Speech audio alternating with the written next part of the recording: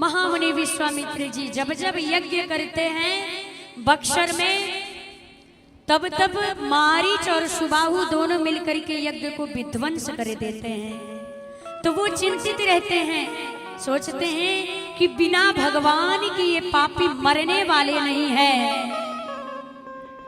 तब वो अवध की ओर प्रस्थान किए, अयोध्या में चले गए और महाराज दशरथ ने देखा, सुंदर सिंहासन पे बिठाया, 100 प्रकार पूजन किया और 56 प्रकार के व्यंजन को पवाए गुरुदेव भगवान को।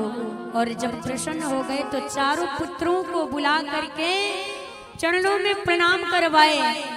पुनि चरणनि में ले सुत चारी, राम देखी मुनि देह विसारी। चारों पुत्रों को बुला करके गुरुदेव भगवान के चरणों में प्रणाम करवाते हैं। और विश्वामित्र जी ने जैसे ही राम को देखा, राम को देखते ही अपने आप को भूल गए कि मैं कहाँ आया हूँ और किस लिए आया हूँ और क्या करने आया हूँ, मैं कौन हूँ। अपने देह को भूल गए। जिस प्रकार से शरद की चंद्रमा को देख करके चकोर व्याकुल हो जाता है, ऐसे विश्वामित्र जी आज राम को देख करके व्याकुल हो गए। अपने आप को भूल गए कि मैं क्या करने आया हूँ, कहाँ आया हूँ, किस लिए आया हूँ। विश्वामित्र जी एकदम राम को देख करके व्याकुल हो गए। महाराज ने हाथ जोड़ करके बोला, गुरुदेव आप कहिए आने का कारण क्या है। आप मुंह खोल देंगे, क्षण मात्र भी मैं विलंब नहीं करूंगा, मैं तुरंत पूरा करूंगा, जो मांग देंगे मैं दे दूंगा। महाराज ने सोचा कि विश्वामित्र जी कह रहे हैं कि मांग लीजिए मांग लीजिए, मैं क्षण मात्र का विलंब नहीं करूंगा, तो यही समय है। अभी महाराज को पता नहीं है कि मैं क्या मांगने वाला हूँ। महामुनि विश्वामित्र जी महाराज दशरथ से कहते हैं, असुर समूह सतावहि मोहि, मैं जाचन यहु नृप तोहि। महाराज विश्वामित्र जी कहते हैं, महाराज मुझे असुरों का समूह सता रहा है, मैं जाचन आयस नृप तोहि, मैं कुछ मांगने आया हूँ। महाराज ने कहा, हाँ हाँ मांगिए मांगिए, आप क्या मांगना चाहते हैं। मैं क्षण मात्र के लिए भी विलंब नहीं करूंगा, आप जो मांगेंगे मैं तुरंत पूरा कर दूंगा, पहले आप मांगिए तो। विश्वामित्र जी महाराज कहते हैं, अनुज समेत देहु रघुनाथ, निशिचर बध में होब सनाथ। महाराज अनुज समेत देहु रघुनाथा, निशिचर बध में होब सनाथा। महाराज आप छोटे के साथ मुझे राम को दे दीजिए। उन्होंने ये नहीं कहा कि मुझे लक्ष्मण के साथ में राम को दो, उन्होंने कहा अनुज समेत देहु रघुनाथा। अब यहाँ समझिएगा, लक्ष्मण जी का नाम नहीं लिए। हरिओम सिद्धार्थ, हरिओम हरिओम। यहाँ लक्ष्मण जी का नाम नहीं लिए, उन्होंने कहा अनुज समेत देहु रघुनाथा। जब विश्वामित्र जी के पास गए, दोनों हाथ जोड़ करके प्रणाम किए, तो राम जी बैठे और राम जी के बाद में भरत भैया प्रणाम किए। तो भरत भैया जाके राम जी के सामने बैठ गए और लक्ष्मण भैया आए तो वो राम जी के बगल में जाकर के बैठे, और शत्रुघ्न भैया आए वो जाकर के भरत जी के बगल में बैठे। तो विश्वामित्र जी समझ गए कि ये राम को बहुत प्रेम करता है, ये राम को छोड़ करके रहने वाला नहीं है, इसलिए उन्होंने अनुज समेत देहु रघुनाथा। इतना सुनते ही महाराज दशरथ का चेहरा ही उतर गया।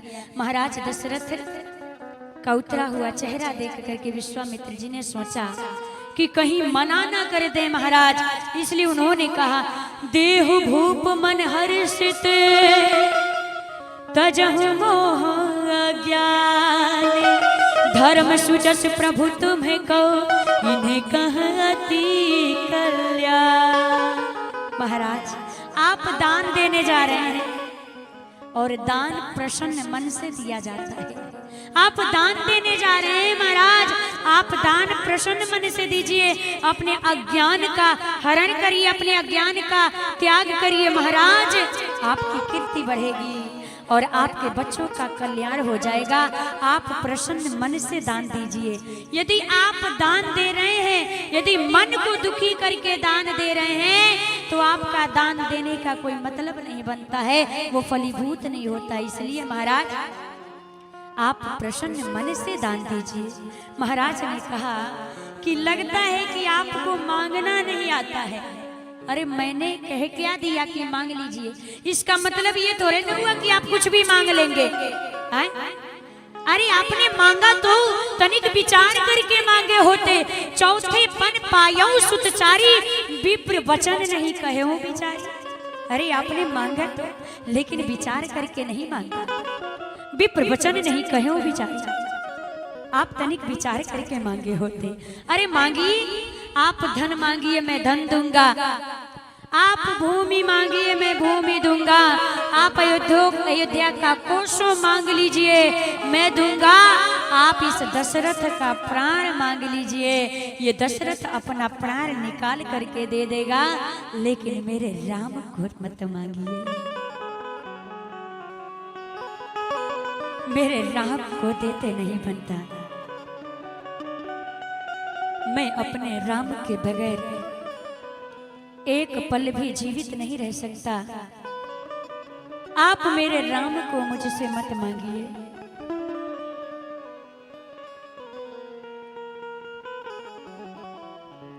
वहां पर जब महाराज दशरथ ने मना किया तो विश्वामित्र जी मुस्कुराए। सुन नृप गिरा प्रेम रस सानी, हृदय हरस ना पुनः ज्ञानी। प्रेम बरसा, प्रेम उमड़ आया महाराज दशरथ के ऊपर।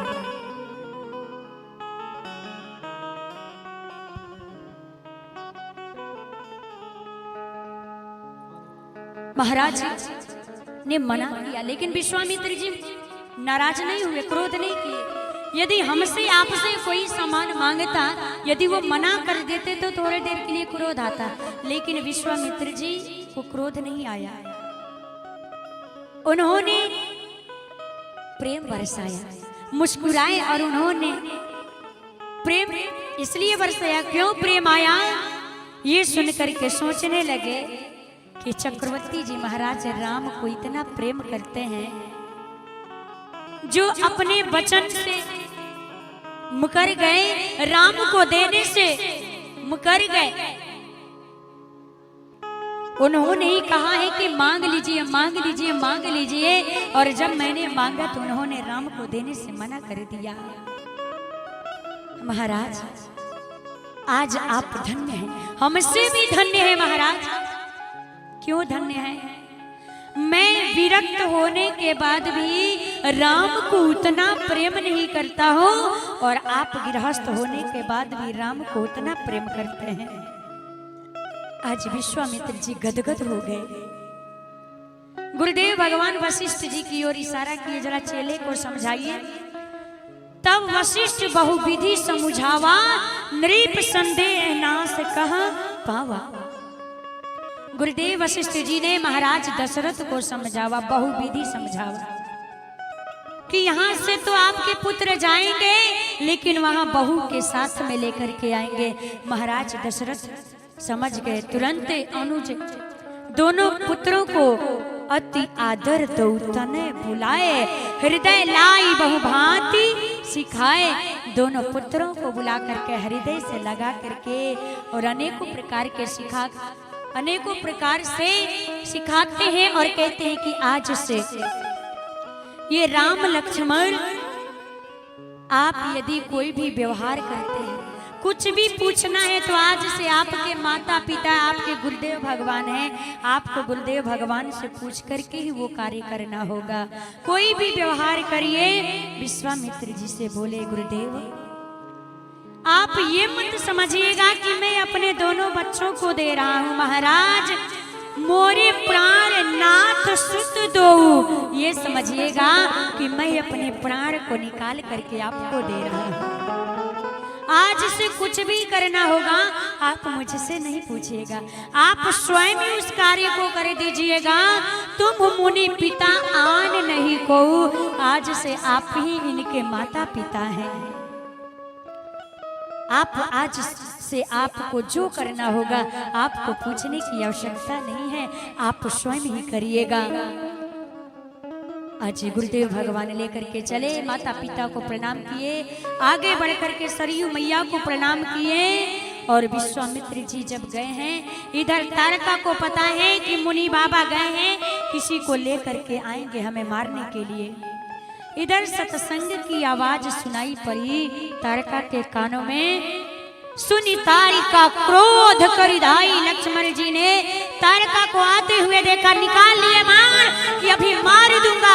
राम जी ने कहा लक्ष्मण मारो मत, ये अबला है और हम रघुवंशी स्त्रियों पे कभी प्रहार नहीं करते हैं, इसलिए इसको मारो मत। विश्वामित्र जी ने राम जी से कहा राम जी ये अबला नहीं ये सबला है, इसको मार दीजिए। बहुत सारे ऋषि मुनियों को इसने खाया है। आज भगवान ने एक ही बार प्राण हर लेना, तीन जानते ही निज पद दीना। एक ही बार प्राण हर लेना,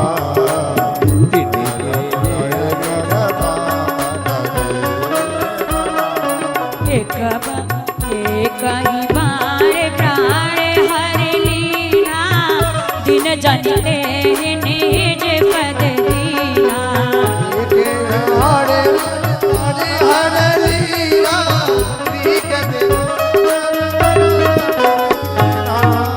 एक ही बार प्राण हर लीना, दिन जानते ही निज पद दीना। एक ही बार में तारका के प्राण का हरण कर लिए। भगवान ने उसको उसके धाम अपने धाम भेज दिए। दिन जान करके उन्होंने समाप्त किया, दिन जान करके अपने धाम भेज दिए। यहाँ पर गुरुदेव भगवान सस्पिशन में थे कि ब्रह्म हो भी सकते हैं और नहीं भी हो सकते हैं, लेकिन एक ही बाण में जैसे तारका को मारे, वहां पे गुरुदेव भगवान समझ गए कि ये ब्रह्म है, वहां पर समझ गए।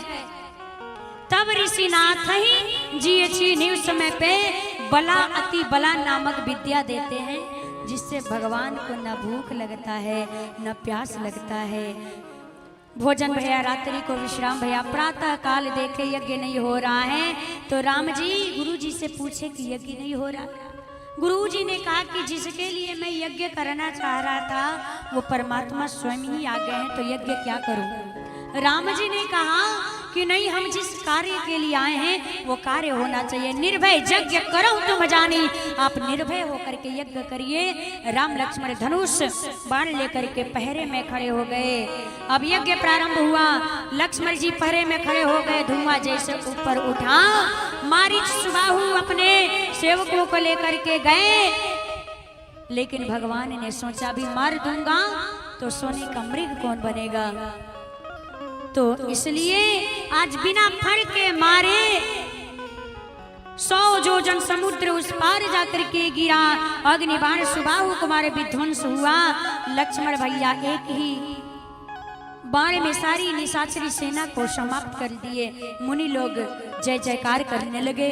बोलिए राघवेंद्र सरकार की जय।